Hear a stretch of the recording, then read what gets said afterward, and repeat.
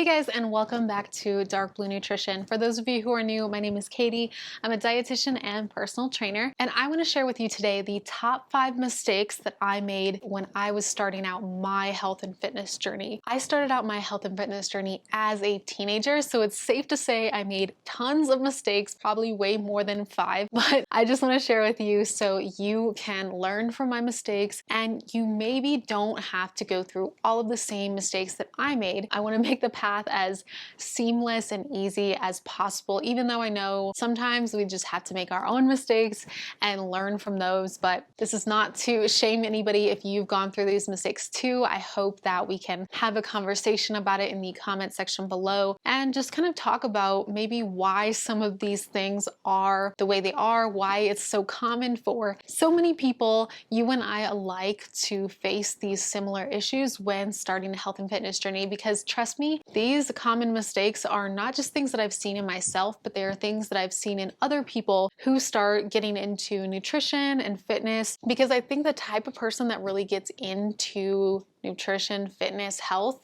is this, dare I say, like the perfectionistic types, the types that are goal-oriented, passionate, determined, dedicated. And those are all really good things, but they can also lead to some hairy little situations like being too restrictive or too obsessive. So without further ado, let's talk about the 5 mistakes that I made when starting out my health and fitness journey. The first mistake I made in my health and fitness journey is putting a moral value on food. So in other words, labeling foods as good or as bad. So whenever I would have a certain food that was good, I would feel good about myself. But whenever I had something that was deemed a bad food, I would feel guilty, I would feel down on myself, and I would feel like I did something wrong or I was a bad person. I would feel less worthy of a person, I would feel less good about myself, and my self-esteem would go down. Now I know I'm not the only person who is guilty of this. I think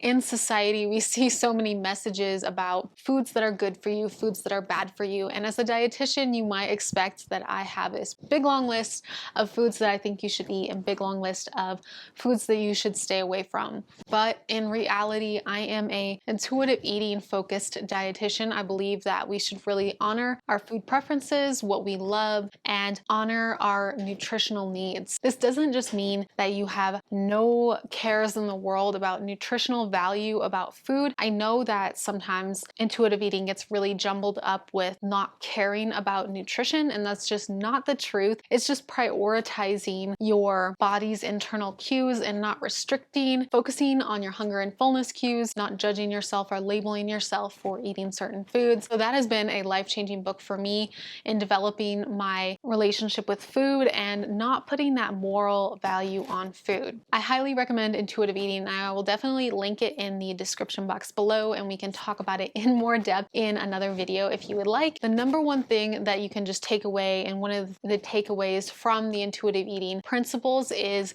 not labeling foods as good or as bad, just kind of having a neutral stance on food. This isn't to say that we just put our brain away and not recognize food for what it is. There are foods that are more nutritionally dense and foods that are less nutritionally dense. And obviously we focus on the more nutritionally dense foods and incorporate less nutritionally dense foods throughout our diets, not the reverse or anything like that. But I think the one way that we can honor our hunger and fullness and our food preferences without guilt is by dropping the good food, bad food label. I think it's just not helpful at all. And it really just gives this dichotomy to food and also puts us in this position of being at war with food, which is not the position that you want to be in. I have definitely had those times in my life where I was at war with food constantly. It was constantly on my mind. It was constantly something that consumed me. And I want you to have a better relationship with food than I had. So just starting off without those labels would have done me so well in starting out learning different foods and learning about nutrition without this judgmental underlying attitude about food. The next big mistake that I made in my health and fitness journey starting out was expecting perfection from myself and from my routine. That includes anything like meal prepping, eating well, exercising regularly, any of those things. Even stuff that's like well-intentioned, like meditation, if I wasn't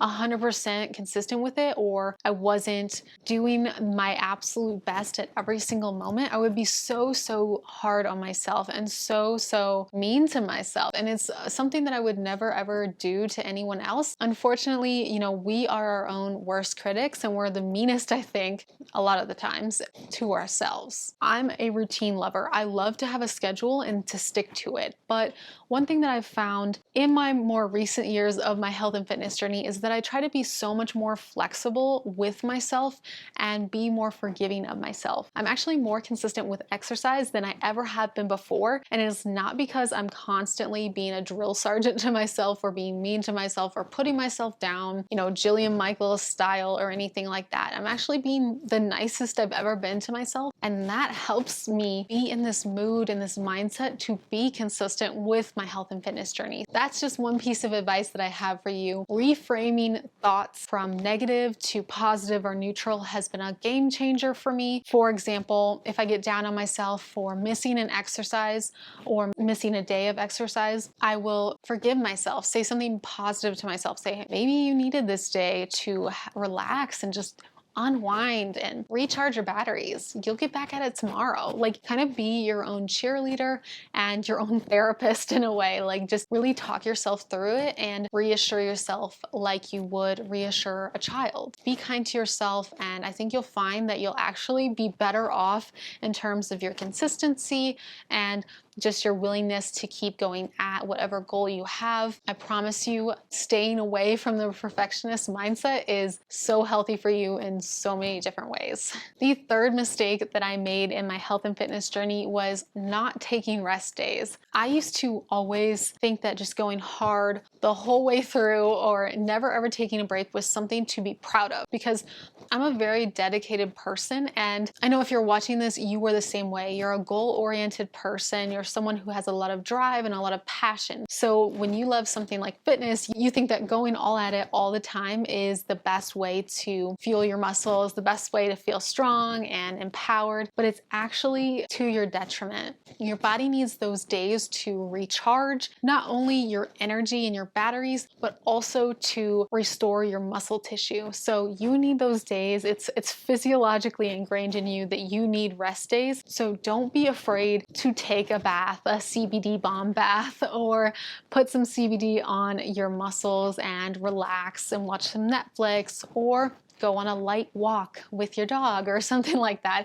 Don't be afraid to have one of those light activity days, or have one of those days where you're just maybe doing something creative or writing or reading or doing something really chill and relaxed. Now I work out Monday through Friday and I take the weekend off, and that's just the way that works for me. Kind of helps me stick to a schedule, and you can do whatever works for you. Take at least 1 to 2, maybe even 3 rest days, depending on how difficult your workouts are in the week. Don't be afraid to take those rest days. In fact, I encourage you, you need to take them. My next big mistake that I made in my health and fitness journey is restricting specific foods. This kind of goes along a little bit with good foods and bad foods and kind of labeling foods like that. When we restrict certain foods, we actually put ourselves in the position of craving those foods more, or putting those foods on a pedestal, so when we finally let ourselves have them, we binge on them, or we overeat them, overconsume them, whatever that may be. There are differences between overeating and binging, so I don't want to confuse those. We can talk about those in a future podcast or video.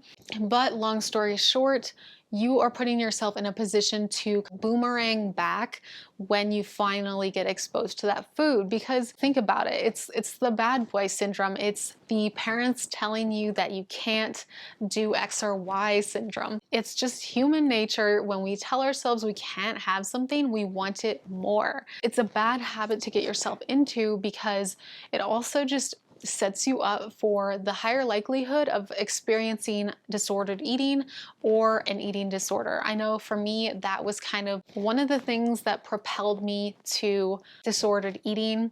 I won't say that was the sole reason for my eating disorder, because I think eating disorders are very much triggered by so many different things, mental health related things and trauma and things like that. So I don't want to say that eating disorders are just food related, because they're absolutely not.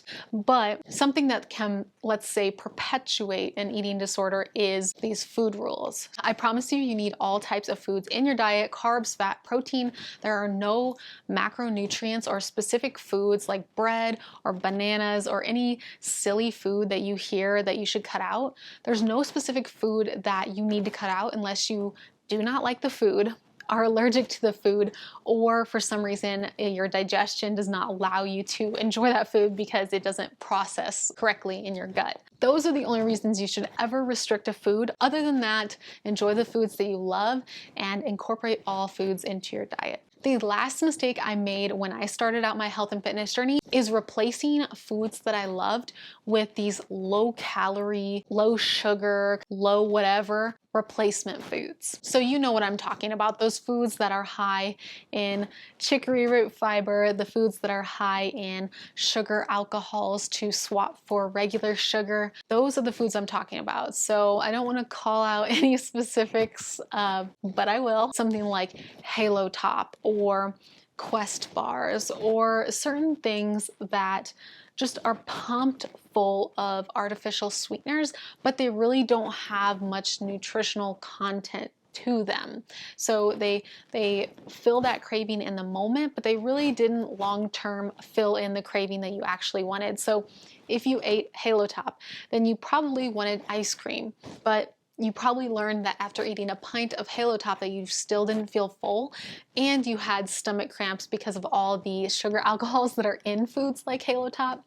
And for Quest bars, I would be wanting something like a dessert or a snack, maybe like the brownie flavor. So I would be craving something like that, but instead I'd have a Quest bar full of this weird fiber, and then I would have these stomach pains and wonder kind of why my stomach always hurt. And I don't mean to call out these two specific brands specifically, but they just kind of come to mind when I think of these types of foods. I think that that was a big mistake for me, and I think that I see a lot of other people doing that too. And I get it. The intention is that we don't want to eat brownies all day, or we don't want to eat ice cream all day. But I think if we actually just enjoyed like a small portion of the food that we actually were craving, that we wouldn't need to worry about it. We wouldn't need to worry that we were going way over because we were allowing our body what it wanted, and then we could just forget about it and move on with our life and eat our normal, like, balanced diet the rest of the time. So that is something that I really wish that I could go back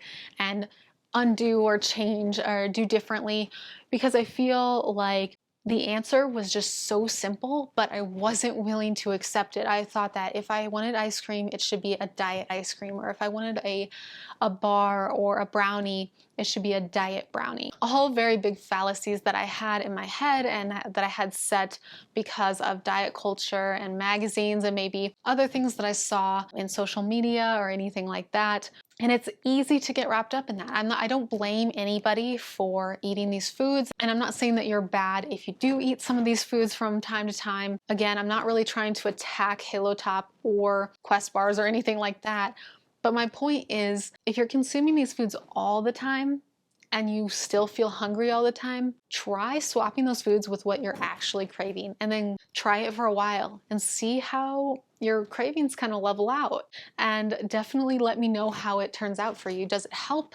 Do you feel like you don't have enough trust in yourself to do that? That is something that unfortunately I can't, cater to in a video. It's something that I do with my one-on-one coaching clients. So if that's something you're interested in, I will leave a link to my coaching application below. I also have an ebook called the Mindful Muscles Nutrition Guide. So if you want to learn more about mindful and intuitive eating and how to become a mindful and intuitive eater, then definitely check those out. But that's all I have for you today. Those are my 5 mistakes that I made when I started my health and fitness journey.